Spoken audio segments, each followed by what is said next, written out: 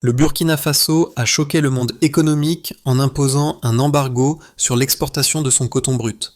Sous l'impulsion d'Ibrahim Traoré, le pays a pris une décision radicale, cesser de vendre sa matière première à l'Occident. Un geste inédit qui pourrait changer les règles du commerce mondial et signaler le début d'une révolution économique pour l'Afrique. Le défi lancé par le Burkina Faso soulève une question cruciale. Comment une nation apparemment insignifiante pourrait-elle bouleverser l'équilibre des pouvoirs économiques mondiaux? Ibrahim Traoré peut-il réellement réécrire l'histoire de l'Afrique ou ce mouvement restera-t-il une simple rébellion isolée? Ibrahim Traoré a pris une décision audacieuse en fermant les portes de l'exportation du coton brut. Cette politique, vue comme une rébellion économique contre les puissances mondiales, pourrait bien redéfinir la place de l'Afrique dans le commerce global. Le Burkina Faso, pays enclavé et souvent négligé, a désormais l'opportunité de transformer son secteur agricole en une puissance industrielle. Cette décision, qui inclut la construction de raffineries de coton sur son sol, pourrait apporter des bénéfices considérables, des emplois pour des centaines de milliers de Burkinabés et une réduction de la pauvreté de plus de 20% dans les zones rurales. Mais ce pari comporte aussi de grands risques. Les géants européens du textile ont immédiatement réagi en suspendant leurs commandes et des sanctions commerciales se profilent à l'horizon. Traoré a défié les puissances coloniales, mais l'avenir de cette audacieuse politique est incertain. Le succès de cette révolution industrielle dépendra de la capacité du Burkina Faso à maintenir sa souveraineté économique face aux pressions extérieures et internes. Approfondissons maintenant un autre aspect de cette transformation. Le Burkina Faso, un petit pays du Sahel, a frappé fort en annonçant une décision qui pourrait changer la dynamique commerciale mondiale, l'arrêt des exportations de coton brut vers l'Occident. Cette annonce, faite par Ibrahim Traoré, a été un choc pour les marchés mondiaux et a immédiatement attiré l'attention des analystes internationaux. Le coton, longtemps considéré comme l'or blanc, était pour le Burkina Faso un produit essentiel à l'économie. Mais cette année, tout a changé. L'interdiction de l'exportation, un geste sans précédent, a bouleversé les relations commerciales du pays avec ses principaux partenaires européens. Les raisons derrière cette décision sont profondes et enracinées dans un désir de prendre le contrôle total de la chaîne de valeur du coton. L'objectif est de ne plus simplement exporter la matière première, mais de transformer cette richesse sur place, en produisant du coton filé, tissé et, à terme, des produits finis. Le plan prévoit la construction de 4 raffineries de coton dans tout le pays, permettant à chaque produit de rester au Burkina Faso, créant ainsi des milliers de nouveaux emplois et réduisant la dépendance vis-à-vis des importations. Ce plan industriel pourrait bien être une première étape vers une souveraineté économique totale, mais les défis sont nombreux. Les pays occidentaux, dont la France et les États-Unis, ont déjà exprimé leur mécontentement, menaçant de sanctions commerciales. Toutefois, du côté du gouvernement burkinabé, le message est clair. L'Afrique ne doit plus se contenter d'être une simple source de matières premières. Cette politique est un défi direct aux anciennes puissances coloniales, un appel à une nouvelle ère où le continent africain, et notamment le Burkina Faso, pourrait prendre le contrôle de son destin économique. Ibrahim Traoré, l'homme à l'origine de cette révolution économique, incarne une nouvelle génération de dirigeants africains déterminés à réécrire les règles du jeu économique mondial. À seulement 46 ans, le président du Burkina Faso a su se démarquer par sa volonté de s'affranchir de la dépendance vis-à-vis des anciennes puissances coloniales. Son discours en faveur de la souveraineté industrielle a fait vibrer une corde sensible chez de nombreux Africains, souvent considérés comme les producteurs de matières premières bon marché pour l'Occident. Le projet de transformer le coton brut en produit fini à l'intérieur même du pays pourrait être un catalyseur pour un changement profond. Ce n'est pas seulement une question économique, mais aussi une question de dignité nationale. En ordonnant la construction de raffineries de coton et en fermant les portes des exportations, Traoré a donné un signal fort. Le Burkina Faso ne se contentera plus de nourrir les usines européennes avec ses ressources naturelles sans retour de valeur équitable. Le premier impact visible a été l'enthousiasme des populations locales. Dans des villes comme Bobo-Dioulasso, les femmes des coopératives de coton ont commencé à fabriquer des produits finis portant fièrement l'étiquette Made in Burkina Faso. Les usines, qui étaient autrefois vides, ont commencé à tourner à plein régime, avec des travailleurs formés pour le tissage et la fabrication textile. Cependant, ce changement radical a aussi suscité des craintes parmi les investisseurs et les entreprises internationales. Les sanctions commerciales imposées par l'Occident pourraient représenter un obstacle majeur à la réussite de cette initiative. Malgré ces défis, le gouvernement burkinabé semble déterminé à poursuivre son chemin vers une indépendance économique durable. Poursuivons avec les réactions immédiates à cette décision. Le Burkina Faso a cessé l'exportation de coton brut et se concentre désormais sur la transformation locale des matières premières, marquant un tournant dans son histoire économique. Ce geste audacieux a déclenché une série d'événements dont les répercussions vont bien au-delà des frontières nationales. Dès l'annonce de cette mesure, l'Occident a réagi avec incrédulité. Les grandes entreprises textiles européennes, qui étaient les principaux clients du coton burkinabé, ont immédiatement suspendu leur contrat d'achat. Les analystes ont averti que cette décision pourrait créer des déséquilibres dans la chaîne d'approvisionnement mondiale, menaçant la stabilité des marchés du coton. Cependant, au Burkina Faso, la population a réagi différemment.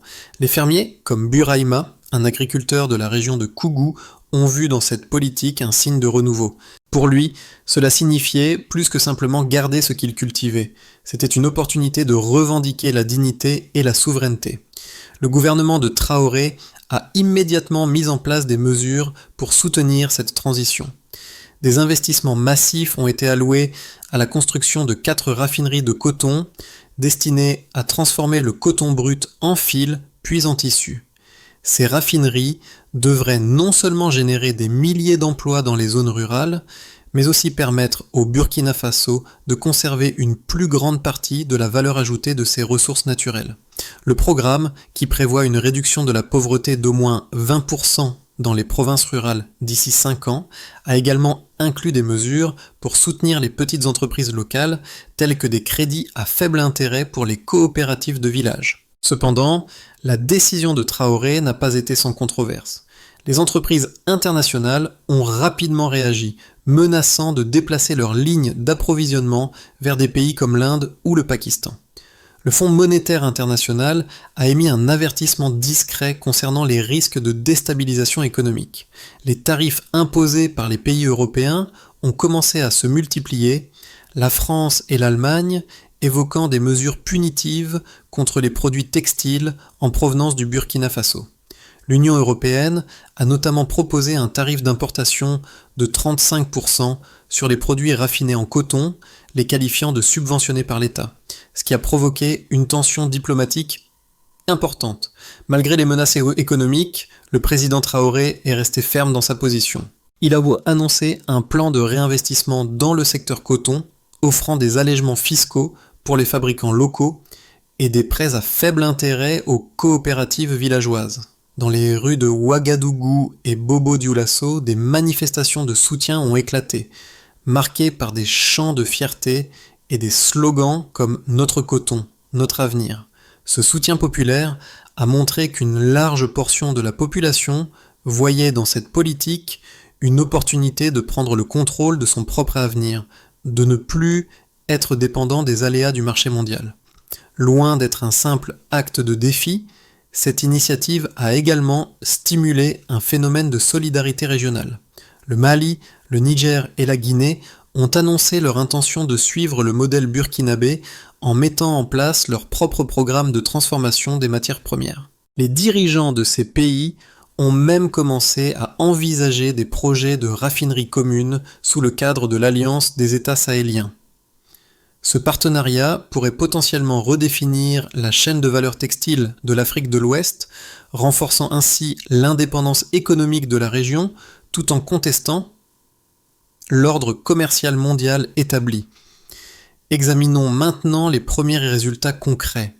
Les premiers chiffres, suite à la mise en œuvre de l'interdiction d'exportation de coton brut au Burkina Faso, commencent à apparaître, et ils sont révélateurs du potentiel de cette révolution industrielle. Au premier trimestre suivant l'annonce de la politique de Traoré, plusieurs indicateurs économiques ont montré des signes positifs. L'un des plus significatifs est la croissance de l'emploi dans le pays. Selon les statistiques gouvernementales, l'emploi industriel a augmenté de 6% en grande partie grâce aux nouvelles usines de transformation du coton. Ces nouvelles raffineries, qui ont créé des centaines de postes dans des villes comme Bobo-Dioulasso et Ouagadougou, représentent un pas vers la diversification économique, loin de la simple exportation de matières premières.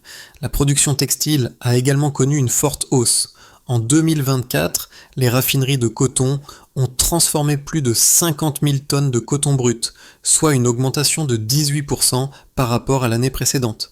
Cela a permis de produire des milliers de mètres de tissus finis, principalement destinés au marché intérieur, mais également à l'exportation vers certains pays africains voisins, comme le Mali et le Niger. Les prix du coton, qui avaient chuté après l'interdiction des exportations, ont montré des signes de stabilisation dans les 6 mois qui ont suivi. Bien que les prix aient baissé de 12% au départ, ils ont progressivement remonté à partir du deuxième semestre de 2024, car la demande intérieure a augmenté et les nouvelles usines ont commencé à absorber une partie de la production excédentaire. Un autre chiffre clé est la réduction de la dépendance du Burkina Faso vis-à-vis des importations de tissus étrangers. Selon les données de la Banque centrale des États de l'Afrique de l'Ouest, la dépendance du pays vis-à-vis des importations de tissus a diminué de 18% en 2024 par rapport à l'année précédente. Cette baisse a été rendue possible par la production locale de textiles et la croissance des petites entreprises de couture qui ont vu leur nombre augmenter de 25% en un an. De nombreuses femmes, en particulier dans les régions rurales, ont trouvé un emploi dans ces petites usines et coopératives de couture, un développement qui a non seulement amélioré leur situation économique, mais a également contribué à l'autonomisation des femmes dans une région où elles étaient souvent laissées pour compte économiquement. Les exportations vers des marchés comme la Chine et la Turquie, qui avaient timidement débuté avant la mise en place de cette politique, ont également montré un potentiel. En 2024, les exportations de produits finis en coton, tissus, vêtements, etc. ont augmenté de 10% par rapport à l'année précédente. Ce chiffre reste modeste comparé au volume d'exportation de coton brut, mais il est un signe positif de la diversification des marchés pour les produits textiles du Burkina Faso. Il est évident que la politique de transformation locale commence à porter ses fruits malgré les défis économiques et diplomatiques auxquels le pays fait face. La réduction de la pauvreté dans les zones rurales est un autre objectif majeur du gouvernement burkinabé.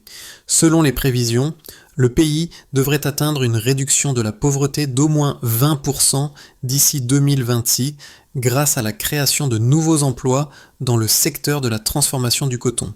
Ce chiffre est crucial car une grande partie de la population burkinabé vit en milieu rural et une amélioration de leurs conditions de vie pourrait avoir un impact profond sur la stabilité sociale et politique du pays. Les gouvernements de la région, notamment le Mali et le Niger, observent de près les résultats de cette initiative, car ils pourraient envisager de reproduire ce modèle dans leur propre pays si les résultats sont concluants. Abordons maintenant les critiques et les risques. La politique du Burkina Faso, bien qu'innovante et prometteuse, n'est pas sans critique. L'une des principales objections à cette initiative réside dans les risques économiques immédiats que le pays pourrait encourir. D'une part, certains experts estiment que le Burkina Faso pourrait se retrouver isolé sur le marché mondial du coton. Les grandes entreprises textiles qui constituaient des partenaires commerciaux de longue date ont déjà commencé à déplacer leurs lignes d'approvisionnement vers d'autres pays producteurs de coton, comme l'Inde ou le Pakistan. Ces pays, avec des coûts de production compétitifs, pourraient offrir des prix plus bas et des chaînes d'approvisionnement plus fiables. De plus, les sanctions imposées par l'Union européenne et les États-Unis, sous prétexte de distorsion commerciale, pourraient sérieusement affecter l'économie burkinabé, en ralentissant la croissance de son secteur textile local et en alourdissant la facture pour les consommateurs. D'autre part, le gouvernement burkinabé présente des arguments solides en faveur de cette politique. Le défi n'est pas seulement économique, mais aussi géopolitique.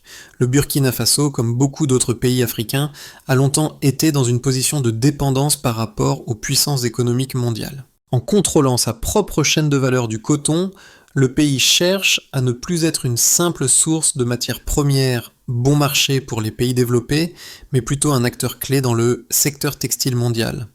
L'initiative pourrait également entraîner un effet domino dans d'autres nations africaines, qui pourraient décider de suivre l'exemple du Burkina Faso pour prendre le contrôle de leurs propres ressources naturelles. D'autre part, le succès de la politique dépendra de la capacité du Burkina Faso à créer une infrastructure compétitive. L'ambition de produire non seulement des matières premières, mais aussi des produits finis, nécessite des investissements considérables dans des équipements industriels de pointe, des compétences techniques et un système de distribution efficace. Bien que les premières données économiques soient encourageantes, la capacité du pays à maintenir cette dynamique à long terme reste incertaine. Les tensions diplomatiques avec l'Occident pourraient aussi influer sur la stabilité politique interne, un facteur qui pourrait compromettre la mise en œuvre de cette politique ambitieuse. Cependant, le gouvernement de Traoré parvient à garder une vision optimiste. Pour eux, ce modèle de transformation locale est un pas vers l'autosuffisance et la création d'une économie robuste et indépendante. Le défi est de maintenir cette vision face aux pressions extérieures, tout en continuant à garantir la stabilité sociale et économique pour sa population. Regardons plus loin dans l'avenir de cette révolution. La révolution du coton au Burkina Faso est bien plus qu'une simple mesure économique, elle représente un bouleversement systémique. Après des mois de résistance et de critiques internationales, les premières victoires commencent à se dessiner. Les nouvelles raffineries de coton, bien qu'encore en phase de développement, ont déjà transformé plus de 50 000 tonnes de coton brut en produits finis, une étape significative pour un pays qui, auparavant, exportait uniquement des matières premières. Le gouvernement, avec l'aide de partenaires régionaux comme le Mali et le Niger, se positionne désormais comme un modèle à suivre dans la région. Le changement n'est pas seulement visible dans les chiffres de production, mais aussi dans l'esprit de la population. De plus en plus de Burkinabés, notamment les femmes, trouvent des emplois dans les nouvelles usines et coopératives. Ce qui était autrefois une ressource exportée, sans valeur ajoutée, est désormais un symbole de fierté nationale. Mais, à mesure que le pays avance dans ce projet, des questions cruciales se posent. La transformation locale du coton peut-elle réellement offrir une alternative viable aux marchés mondiaux, ou le Burkina Faso devra-t-il bientôt faire face à des revers économiques majeurs? Élargissons la perspective aux conséquences plus larges. Les répercussions de l'interdiction des exportations de coton brut au Burkina Faso ne se limitent pas uniquement à la sphère économique. Elles ont des conséquences profondes pour le pays, ses voisins et même l'Afrique dans son ensemble. À court terme, les gains économiques sont visibles. Les usines locales ont commencé à produire des produits finis qui autrefois étaient importés. Cette autosuffisance accrue dans le secteur du coton a permis de stabiliser l'économie locale et de réduire la dépendance vis-à-vis des importations européennes. Les petites entreprises de couture, notamment celles dirigées par des femmes, ont vu leurs revenus augmenter de manière significative et l'impact sur l'emploi a été immédiat. Selon les derniers rapports, plus de 100 000 nouveaux emplois ont été créés dans les zones rurales, un pas important vers la réduction de la pauvreté. Le coût de la vie a légèrement augmenté en raison des mesures de rétorsion commerciale, mais ces ajustements sont perçus comme des sacrifices nécessaires pour un avenir plus autonome. D'un point de vue géopolitique, les conséquences sont également notables.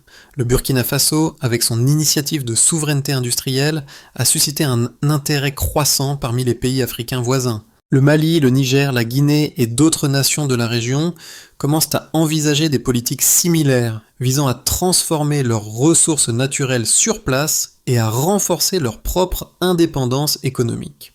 Cette dynamique pourrait amener à la formation d'un bloc économique africain axé sur la transformation locale des matières premières, réduisant ainsi la dépendance de l'Afrique envers l'Occident pour ses produits finis. Mais les tensions diplomatiques avec l'Occident ne se sont pas dissipées. L'Union européenne et les États-Unis continuent de pressionner le Burkina Faso, menaçant de nouvelles sanctions commerciales, notamment en augmentant les tarifs douaniers sur les produits raffinés en coton. Cependant, la réponse de Traoré et de son gouvernement reste inchangée. Si notre coton est puni pour être africain, alors peut-être devons-nous porter, nous-mêmes, nos propres vêtements. Cette prise de position a renforcé le sentiment de fierté nationale et a attiré l'attention internationale sur le Burkina Faso comme un acteur clé dans la reconfiguration des chaînes d'approvisionnement mondiales. À long terme, cependant, les défis sont considérables. Le Burkina Faso devra diversifier davantage son économie pour éviter la dépendance excessive au coton, en particulier si les prix mondiaux de cette matière première connaissent des fluctuations importantes. De plus, la réussite de ce modèle dépendra de la capacité du pays à maintenir une stabilité politique interne et à négocier avec d'autres puissances économiques sans compromettre ses ambitions. Si le Burkina Faso réussit à pérenniser cette transition, il pourrait bien être vu comme un précurseur d'un mouvement plus large de souveraineté économique en Afrique. Imaginons maintenant les scénarios possibles à venir. À 6 mois de l'introduction de la politique de transformation locale du coton, plusieurs scénarios se dessinent pour le Burkina Faso. Le premier scénario, optimiste, prévoit que le pays réussisse à maintenir son cap sur la souveraineté industrielle tout en naviguant les tensions commerciales. Si les raffineries continuent de produire à un rythme élevé, le pays pourrait voir une croissance continue de l'emploi, une réduction de la pauvreté dans les zones rurales et un renforcement de sa position diplomatique en Afrique de l'Ouest. De plus, le Burkina Faso pourrait élargir ses marchés d'exportation, en particulier vers les pays africains voisins, créant ainsi un réseau de distribution régionale pour ses produits finis. L'exportation de tissus et de vêtements finirait par représenter une part significative du produit intérieur brut, offrant au pays une nouvelle source de revenus. Le soutien populaire à cette politique et la stabilité politique interne renforceront cette dynamique, et le modèle de Traoré pourrait même être suivi par d'autres pays du Sahel. Le scénario intermédiaire repose sur un équilibre fragile. Le Burkina Faso pourrait réussir à maintenir son programme industriel, mais avec des ajustements. Les sanctions commerciales pourraient avoir un impact plus important que prévu, notamment en affectant les relations commerciales avec l'Europe. Les prix du coton risquent de fluctuer en raison de la concurrence accrue des pays producteurs voisins, ce qui pourrait perturber les prévisions de croissance. Cependant, la transition vers une économie textile interne serait maintenue, bien que le pays doive faire face à des difficultés pour diversifier davantage son économie. La politique de Traoré pourrait bien faire école, mais son application à grande échelle en Afrique de l'Ouest serait incertaine si d'autres pays n'arrivent pas à imiter le modèle avec succès. Enfin, le scénario pessimiste envisage une escalade des tensions diplomatiques et économiques, conduisant à un isolement du Burkina Faso sur la scène internationale. Les sanctions commerciales occidentales pourraient avoir un impact dévastateur sur l'économie burkinabé, et le pays pourrait se retrouver avec des difficultés à exporter ses produits finis en raison de la hausse des tarifs douaniers. Bien que l'initiative de Traoré ait déclenché un renouveau de fierté nationale, il se pourrait que le pays n'ait pas encore l'infrastructure nécessaire pour soutenir une telle transition économique. Les défis internes, tels que la corruption ou des conflits sociaux, pourraient également compromettre l'élan de cette transformation. Les 6 à 12 prochains mois seront cruciaux pour évaluer la durabilité du modèle du Burkina Faso. Le pays devra gérer avec soin les tensions internationales tout en consolidant ses bases économiques locales pour ne pas se retrouver vulnérable aux fluctuations du marché mondial. Concluons par une vision d'ensemble. L'initiative du Burkina Faso est un tournant décisif, non seulement pour le pays, mais aussi pour l'ensemble du continent africain. Ce modèle de souveraineté industrielle invite à réfléchir sur la manière dont l'Afrique pourrait redéfinir ses relations commerciales avec le reste du monde. Ce n'est plus seulement une question d'économie, mais de dignité et de pouvoir. En décidant de ne plus exporter sa richesse brute, le Burkina Faso ouvre une voie vers un futur où l'Afrique ne se contente plus de vendre ses ressources naturelles, mais contrôle également la valeur ajoutée de ses produits. Cette décision pourrait bien inspirer d'autres nations africaines, qui voient dans l'exemple burkinabé une opportunité de prendre leur destin économique en main. Pour les Burkinabés eux-mêmes, ce projet représente bien plus qu'un simple changement économique. Il s'agit d'un mouvement vers l'autosuffisance, un moyen de réduire la dépendance vis-à-vis de puissances extérieures. Le fait que le pays commence à produire des produits finis en coton, des tissus, des vêtements, renforce non seulement l'économie locale, mais aussi l'esprit de fierté nationale. Les petites entreprises de couture, particulièrement celles dirigées par des femmes, sont des acteurs essentiels de ce changement. En leur offrant des opportunités économiques réelles, l'État burkinabé redonne de l'espoir à une population qui a longtemps vécu dans l'ombre des grandes puissances mondiales. Mais cette histoire ne concerne pas uniquement le Burkina Faso, elle concerne chaque nation qui cherche à s'affranchir de la dépendance et à se bâtir un avenir plus juste. Cela soulève une question plus large. Et si d'autres pays africains suivaient cet exemple? Et si l'Afrique pouvait réellement transformer ses matières premières en produits finis et en richesses partagées? Pour que le modèle du Burkina Faso devienne une réussite durable, plusieurs étapes doivent être franchies avec succès. Tout d'abord, la mise en place d'une infrastructure industrielle robuste est essentielle.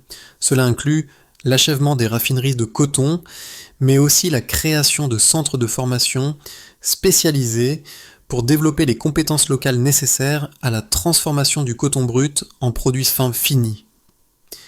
Le pays doit également investir dans l'amélioration des chaînes logistiques pour assurer que le coton transformé soit distribué efficacement sur le marché intérieur et à l'exportation.